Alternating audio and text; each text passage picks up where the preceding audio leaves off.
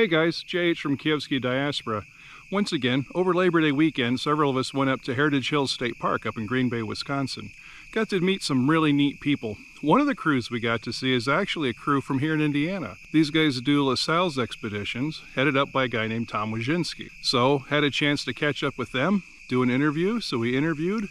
Enjoy. Let me know what you think about it. Neat guy, really neat group. Hi Tom. How are you doing? Bonjour, H. Bonjour. Comment ça va? Ah, ça va bien. Ça va bien. So tell me about what you guys got here. You're doing something that's really neat and different, and you've got a heck of a display going on. So talk to me about what you got going on. Sure, of course. So we're discussing the early French exploration of the Upper Great Lakes, specifically the Lasalle expedition to Washington Island near Green Bay today in 1679. So us and the other guys in the group have decided that since we're here in Green Bay, we're going to talk about some local history and talk a little bit about Lasalle and how he got to be here. And that includes things like shipbuilding tools, because he built a sailing ship, a three-masted sailing ship. Three-masted, seriously? Yes. Oh my gosh. Just south of the falls on the Niagara River by Buffalo, New York today. Yeah, how big of a crew did he have to build that? So the men to build it, I don't know the exact number, but I know the men that left with the ship was about 35, 37 men. Wow. Is who sailed aboard it. The ship itself was 40 ton, which means, you know, a ton is a big wine barrel. Yeah. So it was capable of that cargo capacity. And it was about 40 foot long by, we're guessing 15 wide or so, 15 to 20 wide. So not a huge vessel, but not small. Yeah. And they sailed it from all the way through Lake Erie, Lake St. Clair, up around the Straits, past Mackinac, and down here to Washington Island, just at the mouth of Green Bay. That's awesome. Yep. That is awesome.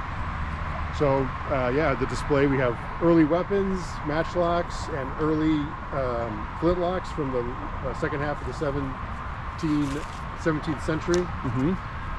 And some of the other early loading techniques, of course, with the charge bottles and plug bayonets and fire pots and all those sorts of things that were more common in the 17th century. You do have a fire pot? Yes. I'll let Francois talk about that, because that's his grenade. Oh, that's it? You made it? Well, hell with you. Hi. How are you doing? I'm well. So tell me about the fire pot real quick, just my own personal curiosity. So the history of the fire pot, this one being reproduced was reproduced by a potter back in Lafayette, Indiana area that we connect with.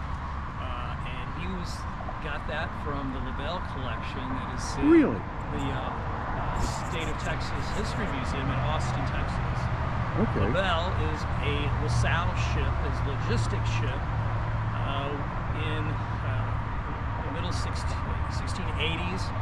He was able to get 5 ships and about 300 people to go put the colony at the mouth of the Mississippi River. Wow. And that would start Louisiana.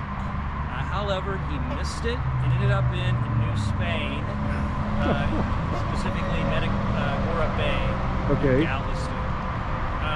The LaBelle ship, it sunk in a storm. In 1997, they found it. It was covered in sand.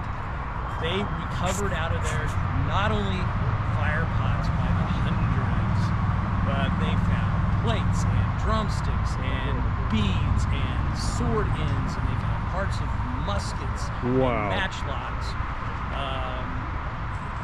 And then also, if you look over on the other side, you can see that we have 4 shipping boxes. Okay. There was a shipping container that contained a lot of those items, so they were able to recover it. They weren't able to keep it because it just disintegrated when they were processing it. But we were able to get measurements and things off of it, so we make shipping boxes. You recreated. That's fantastic. But the fire pot specifically itself, there was 4 or 5 different types that they found in the LaBelle. Some, like this one here, has got match along the outside, fill it up with powder, put a little oil on it, throw it, hits the ship deck, gets in, burns.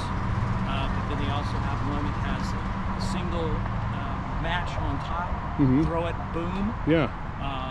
And they're all ceramic. They're all ceramic. That is awesome. Thank you. Yeah, David Hovde in Lafayette makes those. He makes those? Okay. And there's a depiction. Is it Saint Remy has them in there? Diderot. Diderot has it. Okay, so Diderot and I believe Saint Remy, he has etchings or sketches of the different designs. Okay. So he's made 2 or 3 of the different designs from that etching. That's cool. Yeah. That is really cool. You guys got some good stuff going on. Sounding line? Yeah. Sounding line. So yeah, this is the navigation department here. So we've got different tools for navigation. We have an original image of the Griffon, the ship he built. This is from memoirs that were written after the expeditions. So here's the ship being built in New York, and you can see the natives are being told by a couple Frenchmen what they're doing. And then here's the ship itself. This is a map that was produced from Lasalle's journeys and then published with the memoirs.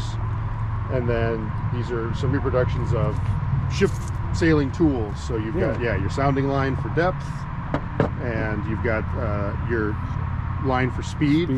So this is where you count the knots. And that's where the term knots comes from. Yes. That's awesome. Yep, and then a quadrant with astrolabe is different slightly, but a quadrant which becomes a sextant, and then a traverse board for tracking your direction and speed, so that you can use those then to make your maps. Wow.